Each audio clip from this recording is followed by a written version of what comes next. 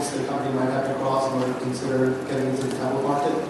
Yeah, it's similar to how we think about smartphones. At the end of the day, you want to ensure differentiation. If you look at our smartphone efforts, clearly we differentiate in terms of design, we differentiate in terms of optics, location-based services, and a variety of other things. If we believe that we have a combination of those attributes that we can bring to the tablet market or to other devices, whatever it may be, then that's an opportunity that's presented to Nokia. Hi, Mark Swoodown, LaptopNet. I have a question. There's a lot of emphasis lately around high-end specs in terms of coming into smartphones, whether it be quad-core processors or HD displays, and I think there are some benefits to those things. But on the other hand, there's a difference between specs and real-world performance. How are you communicating to your users that you don't necessarily need quad-core power to get swift performance?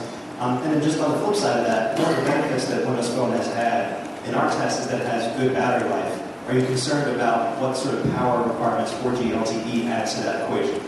So great question. The answer to your first question, what are we doing, is we're asking everyone in this room just to repeat what you raised, which is the essence of it. Quad core doesn't mean quad performance or quad improved user experience. And I think Windows Phone demonstrates this very well, where you have a very high quality user experience with great animation, with a really rich and vibrant experience, but it's not requiring multiple cores to do that.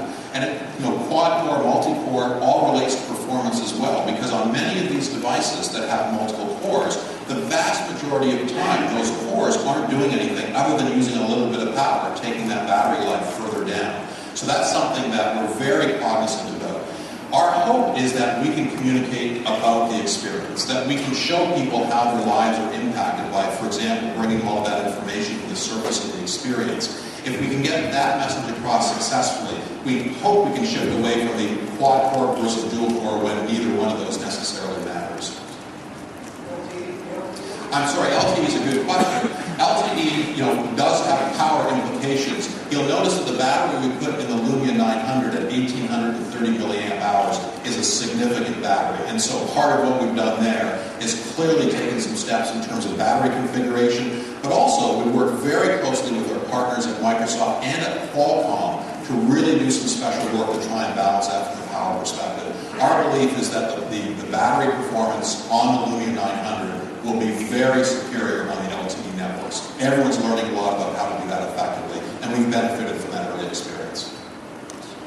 Hi, Stephen Johnson with GiveNotation.com. I'm just wondering why no NFC on these devices? Like, there's that NFC, more than on the Lumen.